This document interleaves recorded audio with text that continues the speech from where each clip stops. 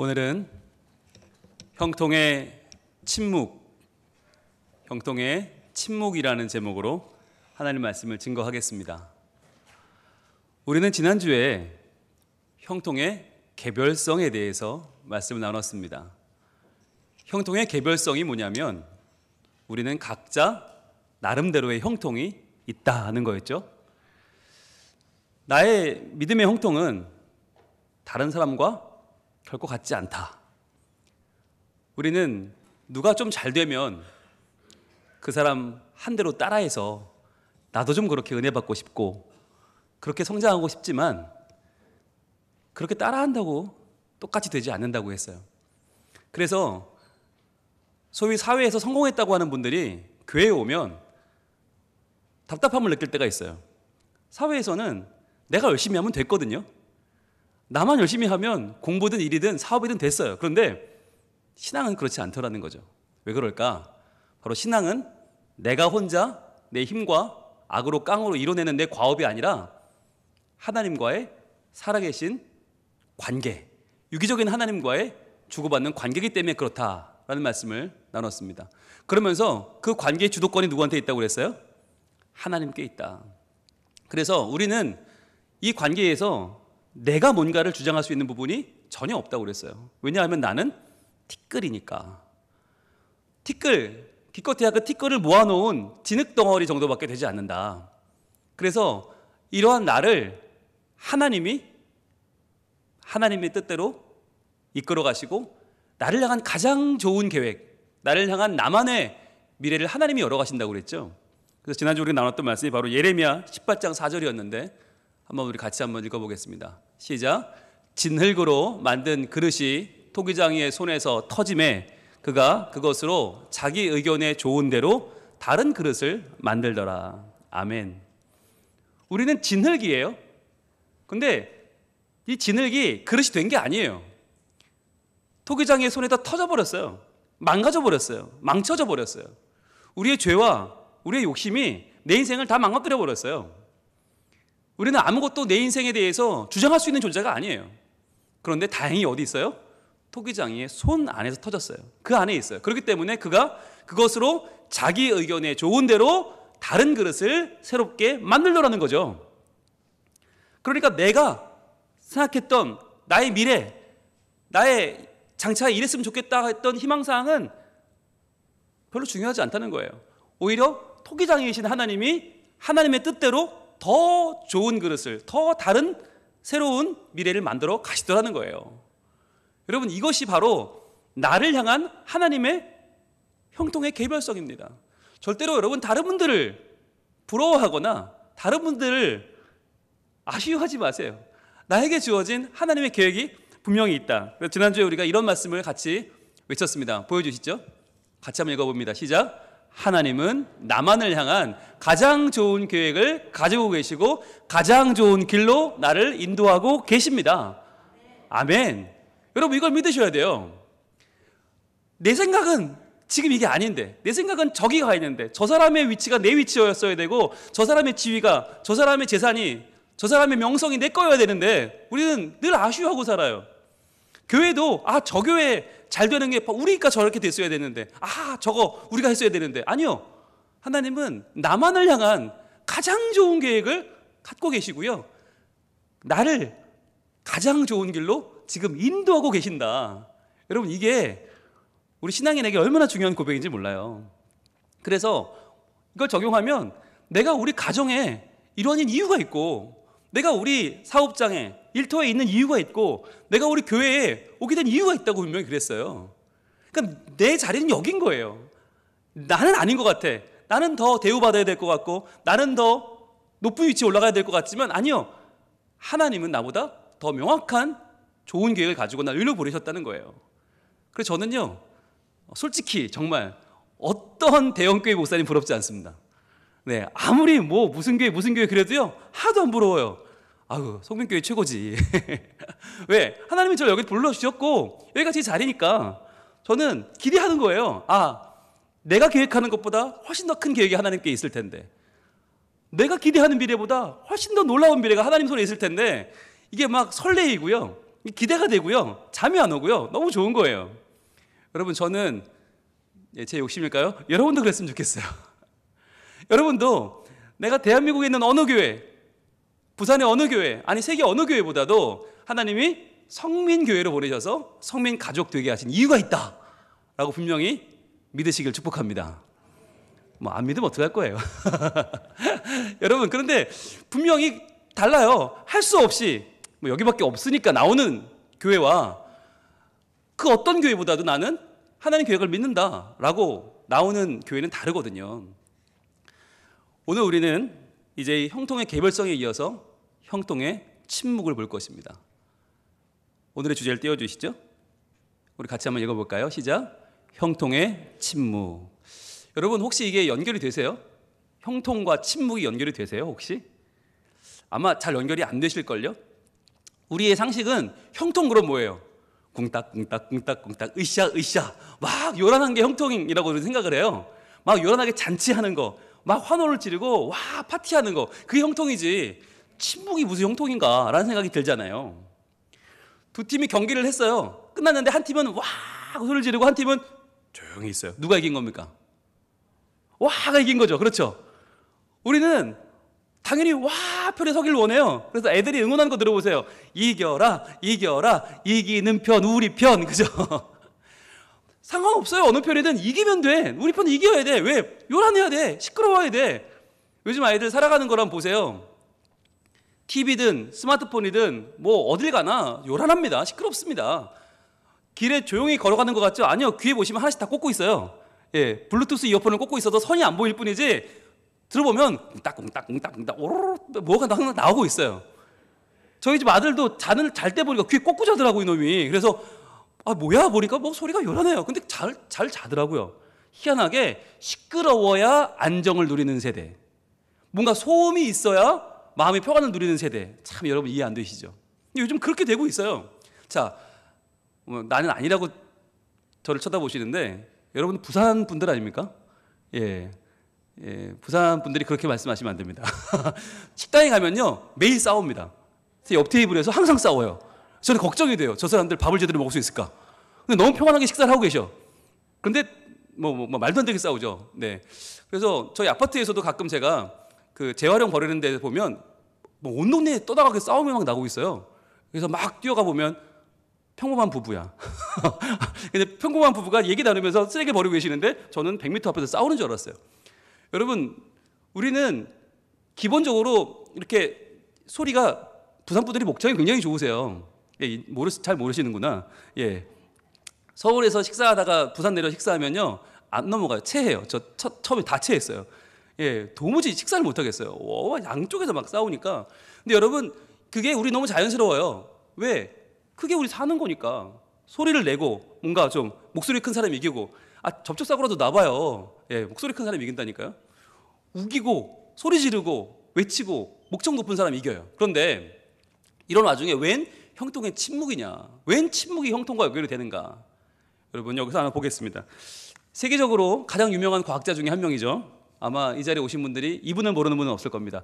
적어도 5글자로 된 이름 중에 제일 유명한 이름 바로 아인슈타인입니다. 보내주시죠. 네. 아인슈타인에게 누가 물어봤어요. 당신의 성공의 공식이 있다면 무엇일까요? 성공의 비결이 무엇입니까? 그러자 아인슈타인이 천재적인 물리학자답게 이론으로 설명을 해줬습니다. 공식으로 설명을 했어요. 바로 이런 공식입니다. 자, A는 X 플러스 Y 플러스 Z라고 하는 이걸 칠판에 쓰면서 이걸로 성공을 설명하는 거예요. 자, 그런데 이게 뭐냐면 A는 success, 성공이에요. 그러니까 내가 성공하고자 하는 일, 이게 공부든 뭐 사업이든 가정이든 인간관계든 이 A에 대입을 시키면 된다는 거예요. A에 성공하고 싶은 이걸 넣고 이제 변수는 3가지인데 X, Y, Z라고 하는 3가지 변수가 있다. 그런데 이 첫 번째 X는 뭐냐면 work, 일이에요. 네, 일 열심히 하죠. 일을 열심히 하고 나에게 맞는 일을 찾아서 최선을 다하는 거. 그거 성공에 굉장히 중요한 요소죠. 일 열심히 하는 거. 끄덕끄덕 거릴 수 있어요. 그 다음 Y는 뭐냐? 플레이, 놀이에요. 놀이, 여가생활. 잘 놀아야 된다. 그러니까 일만 열심히 한다고 성공하는 게 아니라 열심히 일한 다음에 열심히 쉬고 열심히 놀고 재충전도 하고 뭔가 나름대로 시간을 잘 가져야 성공할 수 있다. 여러분 굉장히 우리가 요즘 워라밸이라고 하잖아요. 이 일과 생활의 비율을 잘 맞춰야 된다. 맞죠? 그런데 마지막 Z가 뭐냐? 사람들이 궁금해했어요. 저 Z가 바로 아인슈타인만의 성공의 비결일 텐데 저게 뭘까? 그 Z가 바로 Keeping your mouth shut이었어요.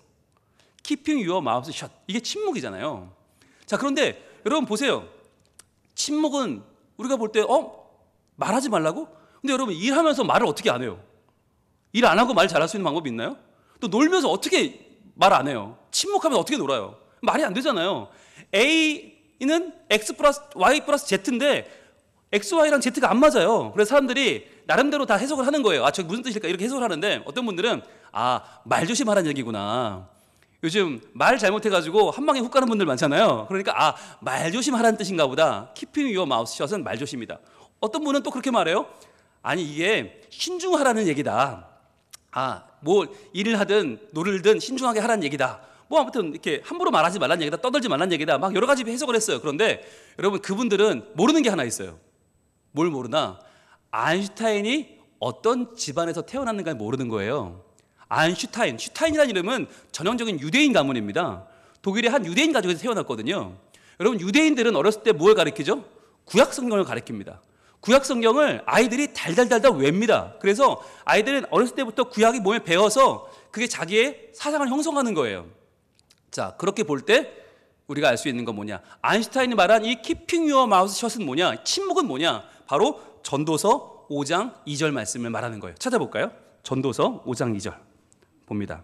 자, 이게 무슨 말이냐? 왜 네 말을 조심하라는 얘기는 뭐냐? 입을 왜 닫으라고 하는 건가? 전도서 5장 2절 말씀 보겠습니다. 자, 우리 찾으신 분들 같이 한번 구약성경 949쪽에 있습니다. 949쪽 전도서 5장 2절. 자, 우리 시작. 너는 하나님 앞에서 함부로 입을 열지 말며 급한 마음으로 말을 내지 말라. 하나님은 하늘에 계시고 너는 땅에 있음이니라. 그런즉 마땅히 말을 적게 할 것이라. 아멘. 이거예요. 이게 아인슈타인이 말한 침묵이에요. 함부로 입을 열지 말고 급한 마음으로 말을 내지 말라. 어디서요? 하나님 앞에서요. 이게 일을 할 때 침묵하란 말이 아니고 놀 때 침묵하란 말이 아니고 이게 뭐냐면 너의 인생을 하나님 앞에 항상 두라는 건데 하나님 앞에서라고 하는 이 말이 원어를 찾으면 하나님의 얼굴 앞에서예요. 즉 하나님의 면전에서, 즉 하나님의 은총을 구하며 그분 앞에 나아갈 때 바로 예배죠. 하나님 앞에 예배하러 나갈 때 어떻게 하라고요? 함부로 입을 열거나 급한 마음으로 말을 내지 말라. 이게 뭐예요? 기도죠. 우리 간구죠. 즉 하나님 앞에 나와서 예배하면서 하나님 저 이거 뭔가 잘 돼야 돼요. 이거 안 되면 안 돼요. 큰일 나요. 하나님 무조건 도와주셔야 돼요.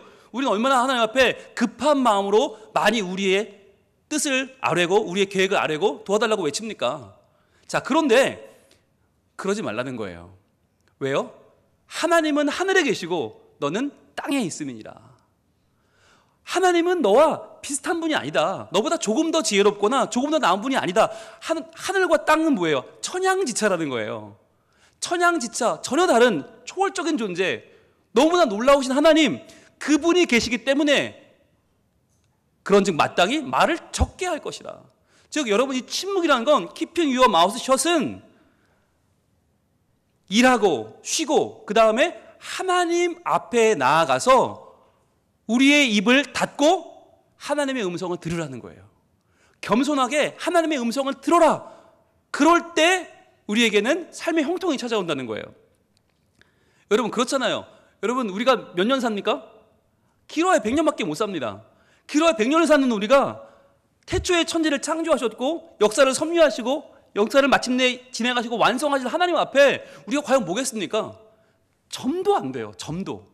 여러분 하늘에서 쳐다보면 땅에 있는 우리는 점보다 작을걸요? 우사인 볼트가 아무리 빨리 뛴다고 그래도 하늘에서 바라보면 점입니다. 아무리 이 땅에서 우리가 뭘 아무리 잘하고 세계적인 선수가 돼도요 하늘에서 보면 점이에요. 하늘에 계신 하나님이 우리를 보면 아무것도 아니라는 거예요. 그러니까 그 하나님께 내 계획과 내 생각과 내 주장을 아뢰기 전에 뭐 하라고요? 겸손히 귀를 기울여 하나님의 음성을 들으라고요. 그러면 우리가 듣지 않으면 어떻게 됩니까? 침묵하고 듣지 않으면 어떤 일이 벌어져요? 그 다음 3절입니다. 이렇게 이어집니다. 자, 같이 읽을게요.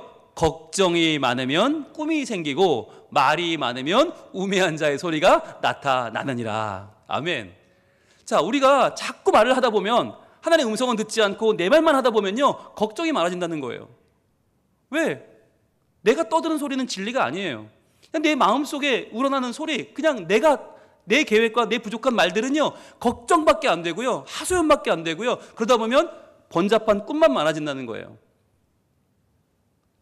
명확하지 않은 그냥 여기저기 떨어지고 널브러지는 생각들만 많아져요. 이 꿈이 허탄한 것 아닙니까? 게다가 말이 많으면요, 우매한 자의 소리가 나타난다는 거예요. 하나님의 지혜로운 말을 들어야 되는데 그게 아니라 내 입을 함부로 열다 보면 우매한 자의 소리만 많아진다. 그래서 하나님 앞에 나아올 때 하나님 앞에서 내가 이게 중요합니다, 이게 돼야 됩니다, 하나님 이렇게 하셔야 됩니다가 아니라 하나님의 나를 향한 계획을 들으라고요. 왜요? 하나님은 나를 향해서 가장 좋은 계획을 가지고 계시고 가장 좋은 길로 나를 인도하신다고 우리 믿잖아요. 그러니까 들어야 한다는 것입니다. 그래서 이렇게 들을 때 하나님은 어떻게 인도하십니까? 이렇게 인도하십니다. 보여주시죠. 같이 한번 외칩니다. 시작. 신앙인의 형통은 하나님 앞에서의 겸손한 자세인 침묵으로 완성됩니다. 그렇다는 거예요. 신앙인의 형통은 나는 내가 알지, 내 길은 내가 알아, 내 계획은 이렇게 돼야 돼, 하나님 이렇게 되는 게 가장 좋은 길이니까 도와주세요, 아셨죠가 아니라 하나님 앞에서 겸손하게 내 말을 줄이고 하나님의 음성을 들을 줄 아는 것. 그래서 나를 인도해 가시는 하나님의 음성의 귀를 기울이는 침묵, 이 침묵이 얼마나 중요한가라는 것을 알아야 하는 것, 이것이 형통이라는 거예요. 그렇잖아요. 오늘 우리 본문을 보고 있는데 이 요셉의 삶도 그렇지 않습니까? 요셉의 삶, 요셉의 지금 인생의 가장 역정을 다루고 있는 이 오늘의 본문 창세기 39장 1절 말씀은 이렇게 말씀합니다. 오늘 본문 1절입니다. 같이 읽습니다. 시작. 요셉이 이끌려 애굽에 내려가매 바로의 신하 친위대장 애굽 사람 보디발이 그를 그리로 데려간 이스마엘 사람의 손에서 요셉을 산이라. 아멘. 여러분, 여기에 요셉의 말이 있어요? 요셉의 주장이 있어요? 없어요. 사실 요셉이 얼마나 할 말이 많겠어요. 저요, 애굽 가면 안 돼요. 저 우리 아버지 여기 계시고요, 저 여기 부잣집 아들이에요, 제가 다 드릴게요, 저 가면 안 돼요, 살려주세요. 얼마나 할 말이 많겠어요. 애굽까지 그 광야를 지나 끌려가서 보디발의 집에 팔릴 때 얼마나 할 말이 많겠어요. 저는 안 돼요, 안 돼요, 안 돼요, 하나님 저 아시잖아요, 저 큰일 나요, 안 돼요, 안 돼요. 얼마나 그 마음에 억울함과 분함과 원통함과 정말 그 말이 얼마나 할 말이 많았겠어요. 그런데 본문에 요셉의 말은 한마디도 안 나옵니다. 왜일까요? 요셉이 내가 뭔가를 주장하고 내가 뭔가를 외치는 것보다 이제 이 일은 내 손을 떠났잖아요. 어떻게 해야 됩니까? 하나님의 계획이 있으리라고 믿는 거예요. 지금 내가 팔려서 2억 마리 땅으로 팔려가는데 할 수 있는 게 없잖아요. 나를 주장하는 게 아니라 침묵하며 하나님의 은총을 기다리는 거죠. 분명히 우리 증조부 아브라함의 하나님, 우리 조부 이삭의 하나님, 우리 아버지 야곱의 하나님은 죽은 하나님이 아니라 살아있는 분인데 그분이 나와 함께 하시는 걸 내가 지금까지 공부했고 배워왔는데 이제 내가 그것을 경험할 차례로구나, 이제 내가 삶에서 그것을 만날 차례로구나. 그리고는 침묵하며 하나님을 의뢰했던 것이죠. 자, 그랬더니 여러분 딱 한 절 만에 2절입니다. 어떻게 이어집니까? 여호와께서 요셉과 함께 하심으로 그가 형통한 자가 되어. 여러분, 이게 다 5절 10절 뒤가 아니에요. 딱 한 절 차이에 뭐가 이루어져요? 하나님의 함께 하심과 그가 형통한 자가 되는 일이 딱 한 절 만에 벌어져요. 이게 뭘 말해주는 겁니까? 우리의 삶도 그렇다는 거예요. 지금 우리의 삶은요, 아마 대부분 어디 있어요? 1절 안에 갇혀 있어요. 1절, 나는 지금 팔려가고 있고요, 내가 나를 주장할 수 없고요, 사람들이 나를 다 끌어가는 것 같아요. 우리는 1절 안에 있어요. 이건 깊은 웅덩이고요, 이건 빠져나오지 못한 수렁과도 같아요. 그렇게 되면 우리는 여기서 어떻게 돼요? 계속 원망하게 되고 불평하게 되고 우리는 낙담하게 돼요. 그런데 여러분, 여기서 우리가 침묵하며 하나님의 뜻을 기다리면, 나를 향한 하나님의 계획을 바라보고 소망하고 그것을 의지하면 어떻게 됩니까? 2절로 넘어가는 거예요. 여호와께서 나와 함께 하심으로 내가 형통한 자가 되는 하나님의 은혜가 내게 임할 수 있다는 것입니다. 여러분, 이것이 신앙에 누리는 진정한 형통입니다. 오늘 우리는 어떻게 해요? 하나님의 음성을 듣고자 기도합니다. 하나님, 내 생각보다 더 중요한 하나님의 음성, 내 뜻보다 더 중요한 하나님의 계획, 하나님의 음성 듣기 원합니다 라고 하나님의 음성을 듣고자 기도하면 어떻게 해요? 귀를 기울이고 나의 기도를 들어주세요. 그래서 지금 내가 서 있는 이 깊은 웅덩이와 이 수렁에서 나를 건져주시고요, 그 다음 어떻게 해요? 나의 발을 반석 위에 세우세요. 나의 반석 예수 그리스도, 그분 위에 내 발을 세우시고 나를 든든하게 하십니다. 그래서 그때 하나님을 노래하고 찬양하며 내 입에서 새 노래가 터져 나오는 거예요. 새 노래로 부르자 랄랄라. 하나님께 올릴 찬송을 새 노래로 부르자 하나님께 올릴 찬송을. 여러분, 이것이 우리의 형통한 신앙인의 진정한 모습인 줄 믿습니다. 나를 인도하시는 분, 나를 잘 아시는 분, 나보다 나를 세밀하게 인도하게 가시는 그 길을 믿으면 우리는요 침묵할 수 있어요. 그의 음성에 귀 기울일 수 있어요. 그리고는 하나님의 계획 가운데 형통의 길을 가게 될 줄로 믿습니다. 함께 찬양하겠습니다.